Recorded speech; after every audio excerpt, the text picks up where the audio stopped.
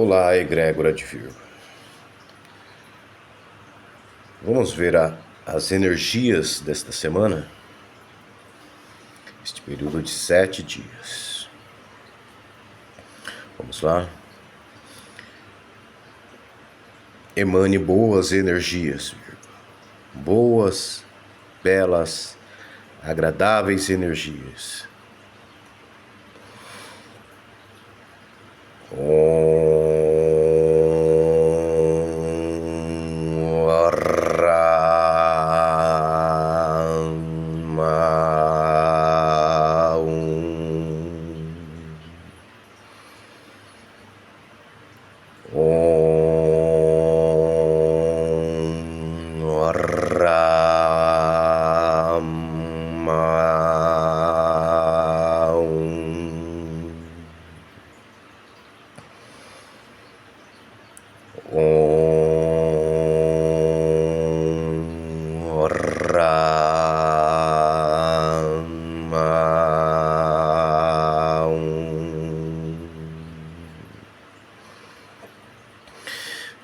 Visualize uma luz no centro da sua mente.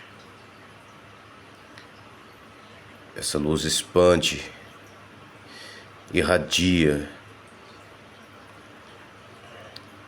iluminando sua coluna vertebral, realinhando os seus chakras, restaurando seus átomos, restaurando a sua vitalidade, a sua saúde, a sua perfeição, reequilibrando o teu ser.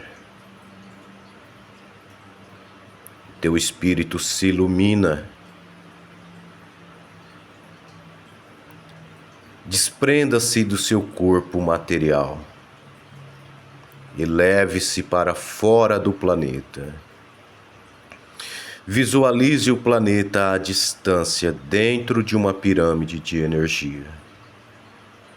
Agora emane para o planeta amor, amor, amor,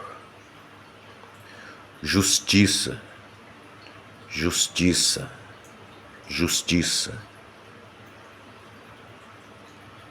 Veja-se a si dentro de uma pirâmide de energia. Atraia para você o bom, belo e agradável que você deseja.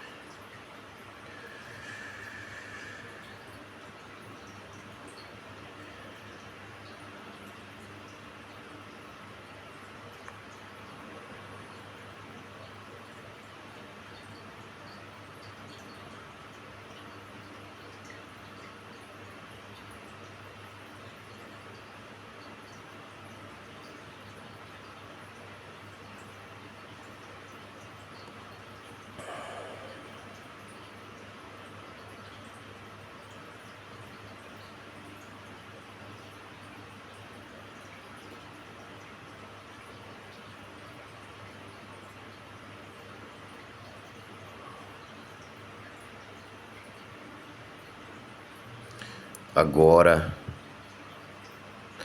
entre em harmonia com o amor cósmico. Sinta essa energia em você. Sinta essa energia fluindo através de você.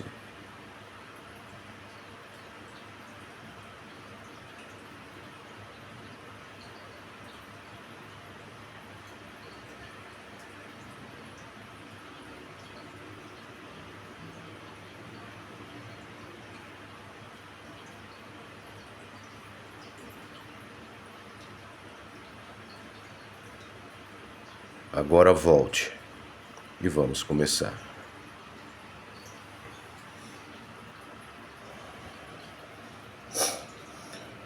Olá, Virgo. Seres ancestrais da egrégora de Virgo.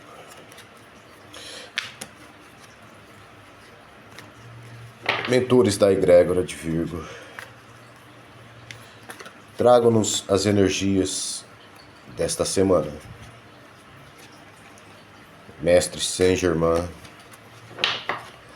Mestre Moriá, Mestre Xangô,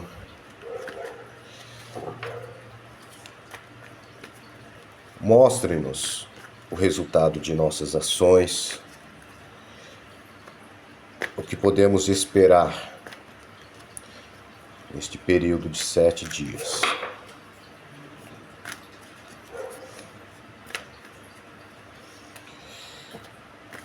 Boas energias, viu?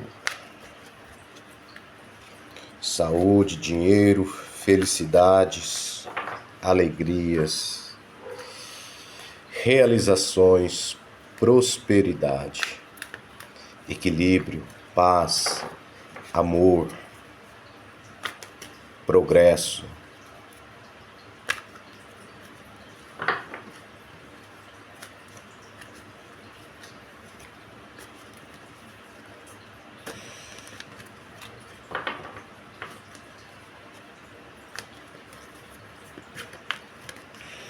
O que podemos esperar, senhores, mestres da egrégora de Virgo? Que orientações podemos receber dos senhores?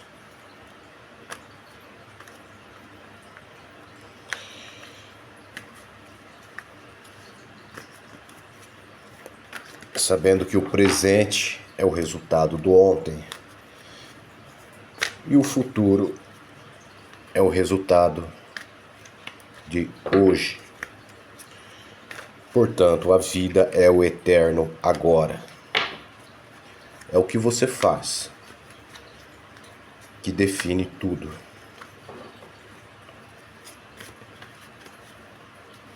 Cocria sua realidade, viu?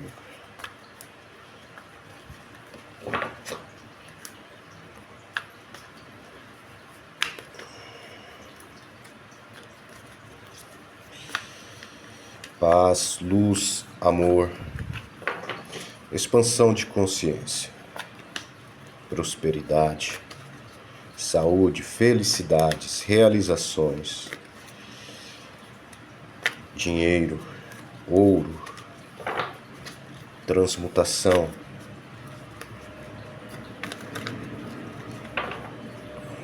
equilíbrio,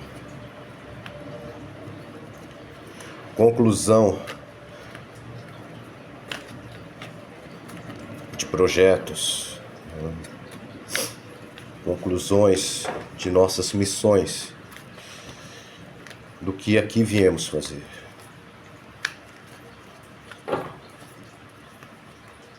Realizações das nossas missões encarnatórias. Conclusão dos nossos progressos na alma, na construção do templo interior.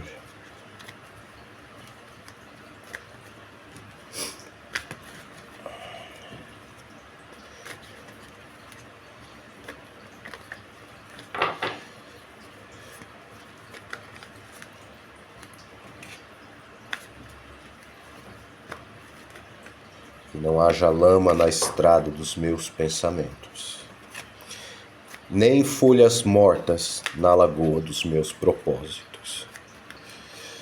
Essa é uma poesia de Fernando Pessoa. Se vocês procurarem a prece de Fernando Pessoa, vocês verão essa poesia.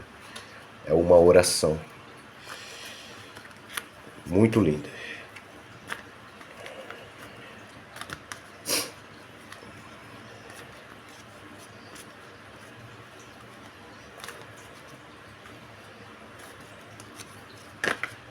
Olha, energia geral, né? Então, vamos por aqui. Este é o caminho. Energia geral. 1, 2, 3, 4, 5, 6, 7. Ok. A Imperatriz. A imperatriz é uma mulher grávida, né? E sim, aqui está falando de gravidez mesmo, tá? De, da geração de um avatar que venha a ser habitado por uma alma, tá? Há uma programação, né, neste planeta para que nesse período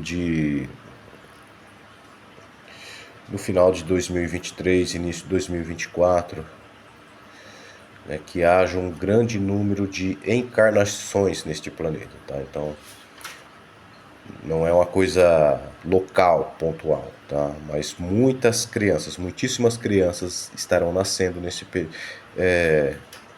Está havendo a fecundação, tá? Vamos dizer assim.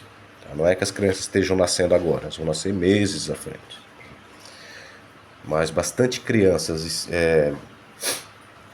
bastantes avatares estão sendo gerados, tá? Para um propósito, tá? Isso não é aleatório, tá? Não é que é época da migração da cegonha, tá? Não é nada disso.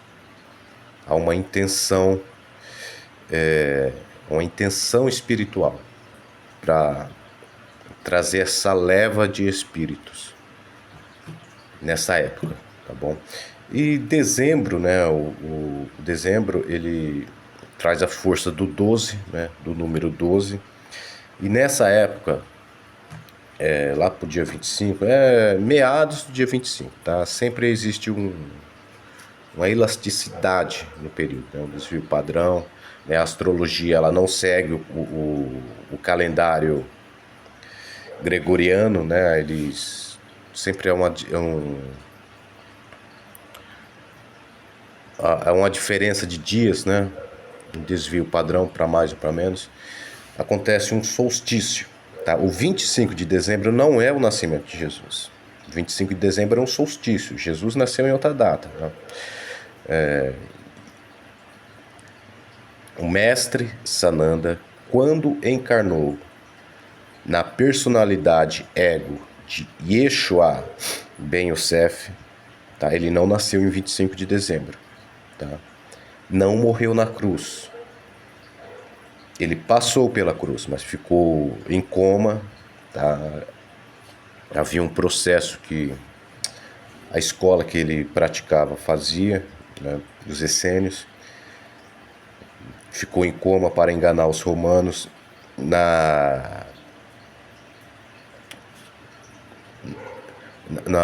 Naquele evento que as pessoas dizem que ele ressuscitou, que os anjos foram abrir a porta da sepultura, não eram anjos, eram os essênios que foram resgatar o corpo. E ele foi para Caxemir. Lá viveu até os 73 anos, mais ou menos. E lá faleceu. O túmulo dele está lá até hoje. Vocês podem procurar que vocês vão ver isso. Que não é segredo na região de Caxemir. Nunca foi segredo, tá? Isso é dogma mantido por força, né, no Ocidente. Mas em Caxemir está lá há 2000 anos. Todas as pessoas contam repetidamente a mesma história. Por tradição judaica, hebraica, né, um judeu, que judeu é o religioso, tá? E ele era um judeu, ou seja, ele era um religioso. O desejo de todo religioso da religião hebraica, do judaísmo, é ser enterrado em Jerusalém. Então, isso já é meio que uma tradição. E aí eles esperam o corpo se decompor, pegam os ossos, né, colocam num ossuário, uma caixa de pedra e levam para ser enterrado em Jerusalém. E Jesus, Yeshua Ben Yosef, ele foi sepultado, os seus restos mortais, na tumba da família, tá? Ele nasceu de concepção natural, tá? Não teve nada de milagroso ali. Maria e José transaram, tá? E eles tinham uma família, né? A família de José, o clã, né? E ele tinha uma sepultura, uma cripta para toda a família, que isso era tradição, tá? E Jesus, o ossuário dele está nessa cripta. Foi deixado lá, né? E foi encontrado na década de 80. tá? Não é novidade isso, sabe? É escondido, sabe? Tentou-se se manter, né, isso abafado, longe dos olhos do cristianismo. Mas está a público, isso foi pesquisado exaustivamente pela Faculdade de Jerusalém, tá? Se vocês procurarem a tumba de Talpiot, vocês verão o ossuário onde ele foi sepultado, toda a história daquela tumba que foi pesquisada por arqueólogos, né? Jesus tinha esposa, tinha filhos, irmãos, irmãs, tá? Toda a família, né? Todo o clã de José foi sepultado lá, tá bom? E a imperatriz, ela está falando de gravidez, tá bom? Ela está falando de gravidez. Isso aqui, meu filho, minha querida, é a pedra filosofal. Tá? É claro que aqui é a pedra esquadrejada, né, e polida, que significa a perfeição, né? O domínio das faculdades materiais da terceira dimensão. Tá? Então, assim, alguém que alcançou um nível alto, né, de ética e de moral também, tá? Alguém que se lapidou ao longo da vida, né? Uma pessoa correta, tá? Mas também, metafisicamente, simboliza a pedra filosofal. A pedra filosofal é isso, é a transformação do metal grosseiro em metal nobre, né? Na alquimia é a transformação de chumbo em ouro. E a transformação de chumbo em ouro é real, ela existe, tá? Isso foi comprovado, tá? O Haver Spencer Lewis, né, foi o primeiro imperator da Amorc. A Amorc é uma facção Rosa Cruz. Tá? A Rosa Cruz, ela tem diversas ramificações. Tá? Uma das ramificações é a Amorc, foi fundada nos Estados Unidos. No início do século passado, se eu não me engano, em 1916, mais ou menos, 1900, alguma coisa assim, 1916. Ele demonstrou publicamente como transformar, como fabricar ouro, tá? E ele fez isso, chamou a imprensa, chamou cientistas da época para mostrar um método de fazer isso. 2 anos depois, a ciência conseguiu reproduzir o mesmo experimento, entendeu? Então, a história alquímica de transformar chumbo em ouro é real, ela existe. Tá? A alquimia não é apenas uma bruxaria ou feitiçaria, como algumas pessoas, por ignorância, pensam. A alquimia é uma ciência exata, tá? Mas a alquimia, ela trabalha com a metafísica, ela trabalha não só com o material palpável, que está diante dos nossos 5 sentidos na terceira dimensão. A alquimia leva em conta também, né, o transcendental, né, o espiritual, e aplica tudo isso à ética e à moral, ou seja, à transformação humana. A alquimia, ela diz que o mesmo processo de transformar um metal grosseiro em um nobre metal é também o mesmo processo de refinar a alma, tá? De santificar-se, divinizar-se, entendeu? É isso. Tá? A imperatriz, diferente da sacerdotisa, cujo soberania governa o mundo interno, a imperatriz rege e brilha aos olhos do mundo externo, atraindo a atenção em vez de se manter reservada. Sua voz é ouvida em tons de comando. Eu nunca poderei ser ignorada e devo ser sempre respeitada no escalão social. A imperatriz é brilho que ofusca, é uma mulher sedutora que leva os homens a servi-la. Ela representa a riqueza e ostentação, assim como o poder de sua linhagem, o progresso econômico e a expansão de seu território.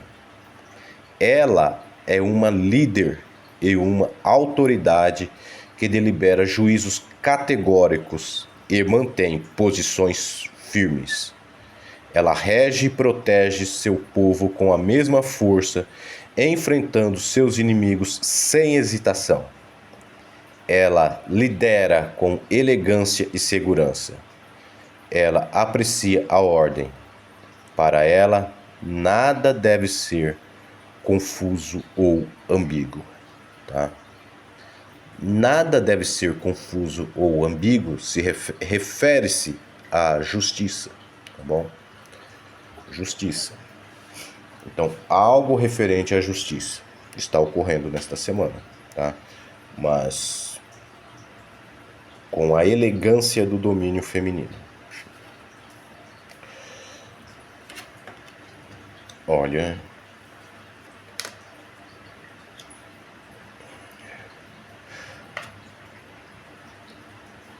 até agora está bom, muito ótimo o que está saindo aqui.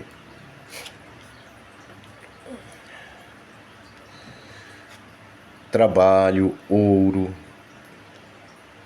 negociações, domínio e o encerramento, né? Tem um encerramento ocorrendo esta semana, tá? Provavelmente referente a atividade terra, né? Trabalho, tá? Tem muita carta de trabalho aqui, energia de trabalho. Sim, Virgo. Olha, isso aqui é o enforcado, tá? O enforcado, ele é alguém que se coloca nessa posição, tá? Embora a carta se chame o enforcado, ele não está enforcado, ele está pendurado, tá? E com as mãos soltas. Então significa que isso é um condicionamento, tá? Não precisa ficar nessa situação. E ele tem, né, ouro, tá? Não é uma pessoa pobre, dependente, né? Então isso é mais um condicionamento do que uma circunstância concreta, tá? Mas o enforcado, ele tem dois lados, né? É sempre uma situação de dependência, tá? Quando se refere ao enforcado. Mas como os opostos, né, sugerem, tá vendo? O branco e o preto são situações opostas. Então, essa situação de dependência pode ser a pessoa simbolizada no enforcado dependendo de situações de pessoas externas, né, a ela, ou fazendo com que essas pessoas e circunstâncias externas dependam dela, que se identifica com essa carta, entendeu? Então aí você tem que saber fazer o jogo, né, cara? Você tem que saber jogar o jogo, né? Tem que saber dar o checkmate, entendeu? Você não pode se colocar em uma situação de vítima. Você não é uma vítima das circunstâncias, entendeu? Isso é equilíbrio, né? Não deve haver nada confuso ou ambíguo, né? Nada confuso ou ambíguo. Não admitir circunstâncias e pessoas confusas e ambíguas é a aplicação da justiça. Isso refere-se à carta da justiça. Então, a justiça cobra equilíbrio, entendeu? Então é isso, você não se colocar jamais em uma situação de vítima. Nunca, entendeu? O Rei de Ouros, né? Deixa eu pegar a carta do Rei de Ouros. Vou ler essa carta porque ela é muito interessante, né? É um rei, né? Tem o domínio. Representa o poder da riqueza e o fogo interno. Ele é um líder atraente e extravagante. Também representa a vaidade e o egotismo expressado em seu estilo de vida. Tá, então são a imperatriz, né? A imperatriz, o rei de ouros e o imperador estão na mesma energia, que é uma energia voltada a esse mundo mesmo, tá? Voltada a... Eu não diria assim a materialismo, porque Virgo já superou isso. Mas é uma energia voltada a você viver a vida, né? A trabalhar, ver a forma mais lucrativa, né, de colher seus resultados, a forma mais eficiente, mais eficaz de atingir seus objetivos, viver o dia a dia, sabe, a vida, escolher sempre o melhor alimento que você vai se alimentar, né, uma boa roupa, né, uma boa apresentação, um bom discurso, né, um bom diálogo, uma boa conversa, entendeu? Excluir, né, pessoas e conteúdos negativistas, depreciativos, coisas de baixa intelectualidade, você, sabe, se colocar em um nível maior, entendeu? Sabe aquela história, melhor só do que mal acompanhado? Então, Virgo não tem problema com isso. Virgo é um eremita, né? Virgo, ele se sente confortável na solitude. Então, escolha o melhor para si. Sabe, pessoas agradáveis, pessoas inteligentes, pessoas positivistas, né? Boas ideias, sabe, coisas grandiosas, né? O imperador, ele trabalha, o rei e o imperador trabalham com coisas grandiosas, não trabalham com situações, circunstâncias e pessoas medíocres, entendeu? Então é isso que você precisa ver, tá? É isso que você precisa aplicar na sua vida, entendeu? Seja otimista, tá? Seja otimista e tudo vai bem para você. O Valete de Espadas representa o idealismo juvenil. É a defesa dos valores e das tradições que jurou servir. Tá. Isso aqui significa compromisso de honra que você já fez, entendeu? Então você está mantendo, né, um compromisso, entendeu? Coisas do trabalho, da vida comum, né? Coisas que vocês que se fosse uma pessoa pessimista já teria colocado tudo a perder, né? Mas um olhar realista, né? Uma visão franca da situação, né? Um diagnóstico preciso te leva a ver as circunstâncias com otimismo. Fala, não, hoje, atualmente, está nesse patamar, mas a projeção é que melhore, entendeu? Então, assim, seja otimista. Precisa trabalhar agora para receber depois. Compreende? O Imperador. Interessante que saiu o casal, né? Isso é ótimo, sabe? Porque é tanto a energia feminina quanto a energia masculina, sabe? São os dois polos da mesma energia, sabe? Isto aqui, sabe? Os dois juntos é que você alcançou o equilíbrio, sabe? Você alcançou a saúde emocional, a saúde intelectual, entendeu? E quando você alcança isso, sua vibração decola, cara. Sua vibração decola, entendeu? Você vibra com perfeição, com equilíbrio, né? Tanto no polo feminino quanto no polo masculino, entendeu? Tanto no polo negativo quanto no polo positivo, entendeu? Então você está saudável no plano... Aqui estou falando de coisas materiais, do mundo material, entendeu? Mas se o seu mundo material está bem, suas emoções, sentimentos se estabilizam, melhora, você melhora sua vibração, seu espiritual, por consequência, melhora, entendeu? Então sim, Virgo, você está materializando os seus desejos, né? O que você lutou para vencer, está vencendo, né? Você está superando, né? Os obstáculos que se colocaram no seu caminho. E isso é heróico, né? Sinta-se feliz, né? E grandioso por isso. O imperador reina sobre a terra e os homens. Seu poder está na força de seus exércitos e no ouro de seu reino. Mais do que um mortal, portanto perecível e inclinado às fraquezas humanas, o imperador é a institucionalização do poder regente. O poder subjuga o homem e faz com que ele se perca. Em volta de todo governante há sempre um cortejo de cortesões que compõem a comitiva e participam do banquete. Entre a multidão há também os animados bajuladores que abrem seu caminho.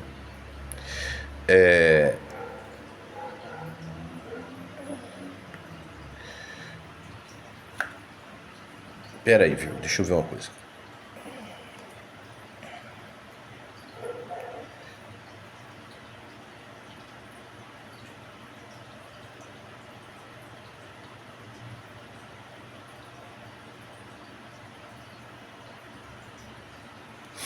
Tá, isso aqui, vírgula, ó. Se você prestar atenção, tá? O esquadro significa retidão, tá? É correção de ângulos, tá? Tudo precisa ser reto, tá? Coisas retas. Aqui é uma abóbota de aço, tá? Abóbota de aço, já ouviu falar em céu de bronze? Entendeu? Céu de aço, esse tipo de situação. Isso é uma expressão bélica, tá? Uma expressão de força, de poder, de ameaça. Ameaça aos inimigos, entendeu? Então, Virgo, você expressa uma força, um poder que você não tem ideia de como os outros percebem isso. Entendeu? Os outros olham para você e te veem com respeito, sabe? Fala, essa pessoa, este ser, esse homem, essa mulher, na personalidade ego que estamos encarnados, não é igual aos demais. É alguém que é capaz de ir e realizar e voltar. Não é alguém que se perde no caminho, alguém que tomba na batalha. É uma pessoa diferente, entendeu? Então você expressa isso mesmo no inconsciente das pessoas, entendeu? Sim, é alguém resistente e capaz. Uma pessoa forte, resistente, resiliente e capaz, entendeu? Por isso é o imperador, entendeu? É uma força de ação extrema, tá? Tanto que a imperatriz não tem a abóbota de ferro, tá? 8 de paus. Vamos lá, a carta de paus.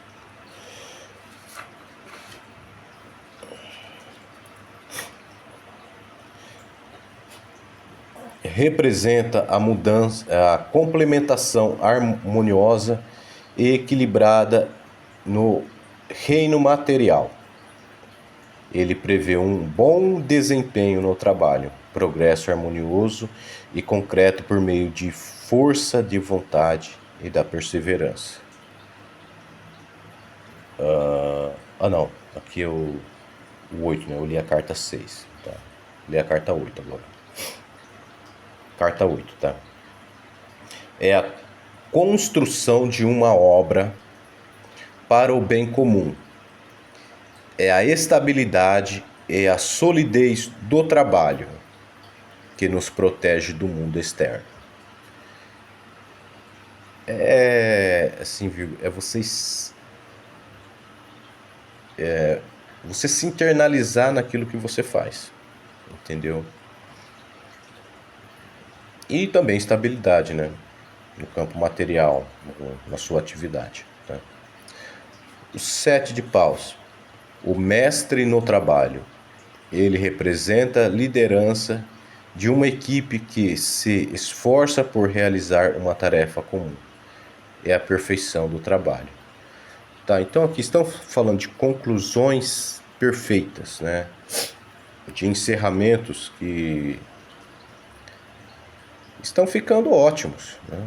Você se esforçou, se matou para isso, né? Foi no limite, né, da capacidade, no limite da força, no limite da resistência, da perseverança, né, e está conseguindo a perfeição naquilo que você faz. E aí vem a carta da morte. Tá? Carta da morte, viu, simboliza sim morte. Tá, mas eu quero que você veja uma coisa. Os opostos. Tá? A carta que traz a gravidez, né? A gravidez aqui na Imperatriz é tanto novos horizontes, novos projetos, novas oportunidades, coisas novas na vida, tá? Coisas novas, novidades, né? É tanto isso, como também significa criança mesmo nascendo, sabe? Mulher grávida, tá? Geração de filhos, tá bom? A carta da morte significa tanto a morte do avatar, tá? A morte física do avatar, quanto significa também encerramentos de contratos e circunstâncias, tá? Encerramentos de coisas da vida, entendeu? O emprego acaba, o projeto chega ao fim, o casamento termina, né? Um filho ou uma filha casa e vai embora, esse tipo de coisa, entendeu? Vende o carro, né? Ou vende a moto, ou vende a fazenda, vende o gado, vende o trator, sabe? Alguma coisa chega ao fim na sua vida, entendeu? Só que olha, viu, ó, os opostos em perfeição, em equilíbrio, né? Perfeição e equilíbrio. Os opostos em perfeição e equilíbrio. Virgo, isso é uma saúde espiritual de alto nível, cara. Isso é uma saúde espiritual de alto nível, entendeu? Pode ser que o que esteja chegando ao fim não seja na sua vida, seja na vida de outra pessoa. Só que essa outra pessoa está relacionada a você. Entendeu? Aí você, quando isso chega ao fim, quando essas circunstâncias chegam ao fim na vida de uma outra pessoa que está relacionada a você, você faz o papel feminino de acolher, de abraçar essa pessoa, de acolhê-la, né? de guardá-la, de protegê-la, de incentivá-la, sabe? De ajudá-la, entendeu? Para que ela continue o seu progresso. O progresso dela, né? Não o seu, o progresso dela, entendeu? Então, assim, isso pode ser outra pessoa? Pode ser outra pessoa. Mas se for outra pessoa, aí você faz esse papel aqui, de acolhimento, né? Antes, né, no meio acadêmico, né, havia muita expressão incubadora de empresas. O que era uma incubadora de empresas? Não sei se ainda existe no meio acadêmico, né? Mas alunos, né, de uma determinada faculdade, né, os alunos tinham uma ideia de um produto, de um negócio, de um serviço, de alguma coisa para oferecer, né, à sociedade. E aí a faculdade, ali, a instituição de ensino, a universidade, acolhia esses jovens e davam a eles o ambiente, proporcionavam a eles as condições deles terem tempo, né, para desenvolver a sua ideia, produto, negócio e lançar. Incubadora de empresas, né? Aí depois esse conceito evoluiu para a startup, entendeu? As startups vêm do conceito de incubadora de empresas, entendeu? Tá aqui. Entendeu, Virgo? E outra coisa que precisa ser dito também, se relacionando a isso, né? A incubadora de empresas. Na questão climática, né, a humanidade neste planeta passou do ponto de retorno. Tá? Assim, o clima ele está mudando em todo o sistema solar. Tá? Em todo o sistema solar estão havendo mudanças nos polos. magnético dos planetas, tá? Então, assim, as pessoas, né, os cientistas que observam os planetas, astrônomos, né? Antigamente seriam astrólogos, agora são astrônomos, né? Eles observam mudanças, coisas ocorrendo em todo o sistema solar, inclusive no Sol também está ocorrendo, né? E isso causa mudanças aqui e o nosso planeta também está passando por mudanças, né?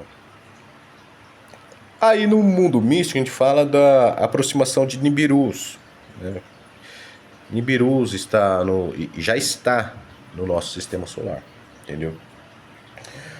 Mas o fato é que causa mudanças no clima, né? Além disso, né, de Nibirus, das mudanças nos polos de todos os planetas do sistema solar, ainda tem o ciclo de Saturno, né? O ciclo de Saturno leva 36 anos mais ou menos. Só que este próximo ano, 2024, quando ele cai na regência como regente principal, entendeu? Então, assim, isso uma situação que explode, entendeu? Uma situação que chega no pico, né? E aí está causando perturbações no clima, tá? É hora do Virgo, né, da pessoa de Virgo, dar um passo além, né, na sua expansão. A gente vive a expansão de consciência, transmutação do planeta, né? São as energias vibratórias do planeta, entendeu? E evolução, né? Então, por que não nós, né, como Virgos, começarmos a falar de coisas maiores? Por exemplo, a geoengenharia. Geoengenharia, alguns anos atrás, vamos pôr assim, há 10 anos atrás, 7 anos atrás, era visto como algo faraônico, coisas impossíveis, né? Porque são projetos que influenciam o planeta inteiro. A geoengenharia é o tipo de trabalho que não trabalha assim em um local específico, ele trabalha o planeta inteiro, entendeu? Isso se chama geoengenharia. Parecia algo impensável, né? Há 10 anos, 7 anos atrás. Só que não. Por exemplo, Elon Musk, a área de atuação de Elon Musk é a geoengenharia.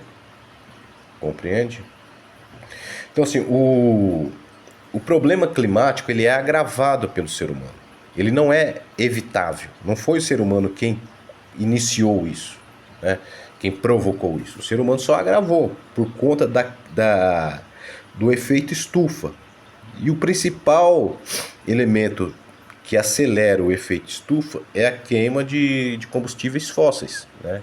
A gente fala muito do petróleo, mas não só o petróleo, o carvão também, né? E tudo é uma faca de dois gumes, sabe? A gente trabalha com compensações, né? Por exemplo, o petróleo ajudou a evitar a extinção das baleias.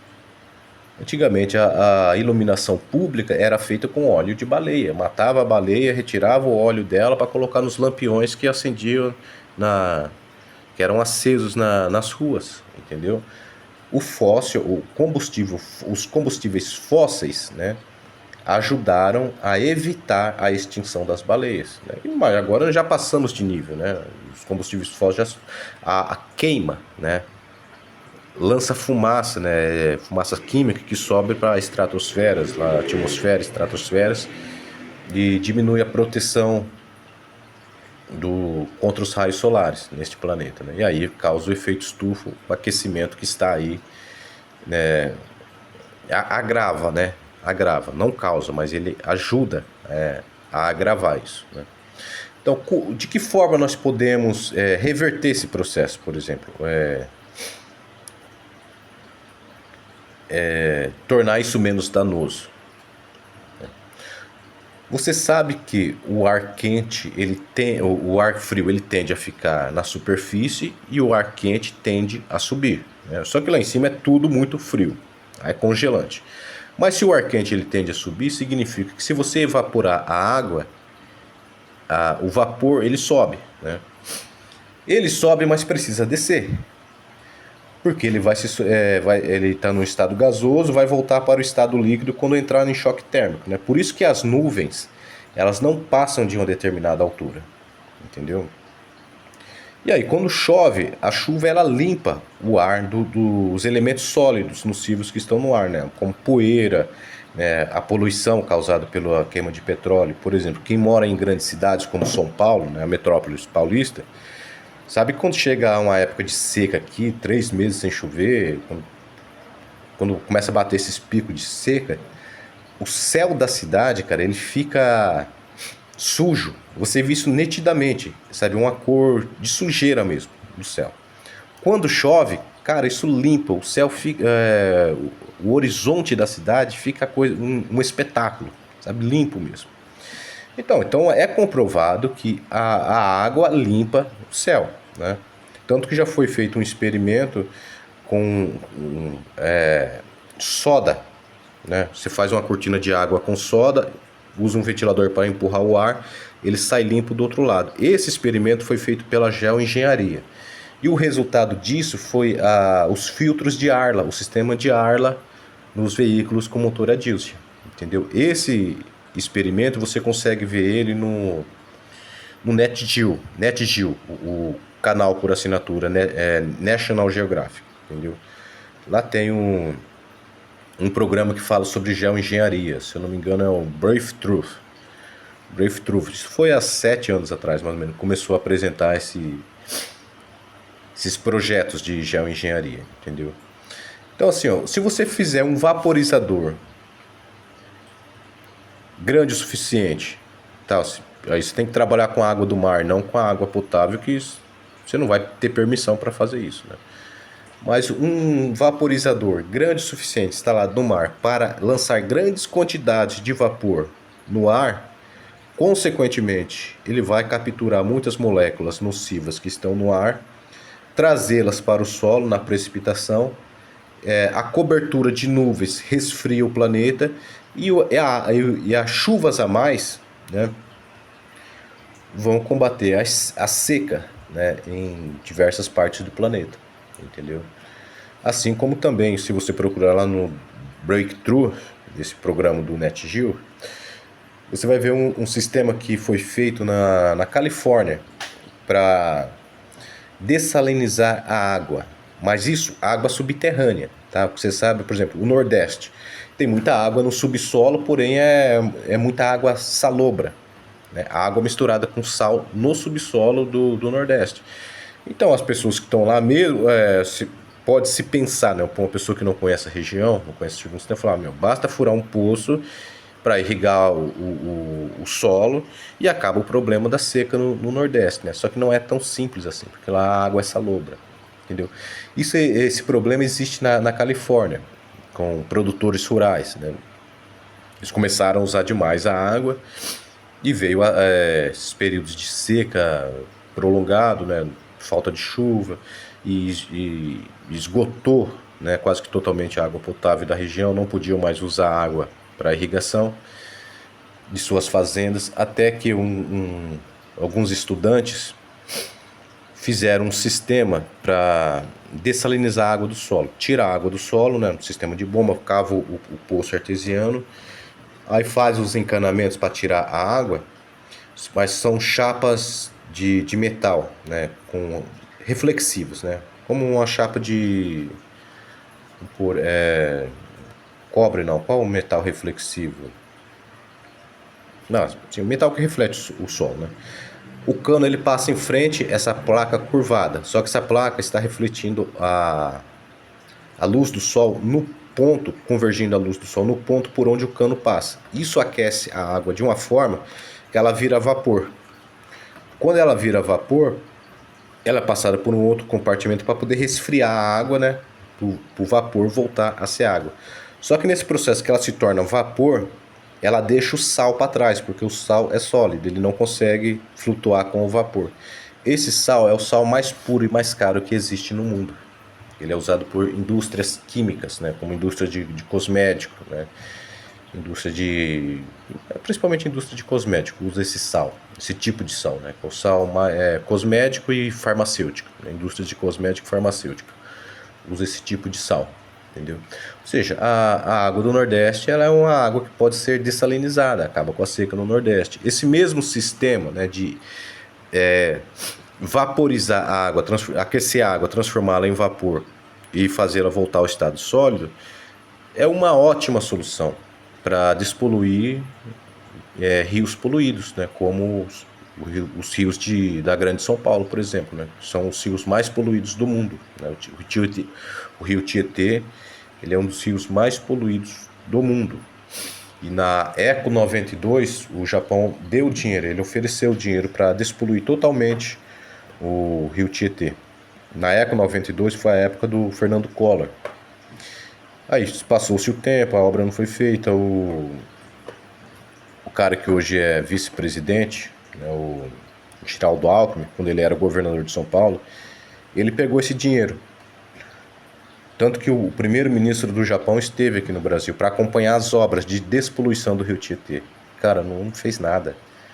O cara simplesmente pegou o dinheiro, né, aprofundou a calha do rio, jogou concreto nas margens e pronto, acabou o dinheiro. Ninguém sabe para onde foi o restante do dinheiro, entendeu? Então esse tipo de projeto ele pode ser usado para despoluir os rios, né, e o material sólido que sobra dessa água poluída é material químico, tá? É química de base, usado por todas as empresas de química de base, como empresas de fertilizante, né? Por exemplo, agora na seca, né, o rio Amazonas está em seca, então a cidade de Manaus foi revelado, né? Até então não se sabia, por conta do volume de água que corria pela cidade, ninguém desconfiava. Mas com a seca, se constatou que Manaus é a segunda cidade mais poluída no mundo. Entendeu? Aí precisa de soluções para isso, né, Virgo? Certo, Virgo? Assim seja, assim é.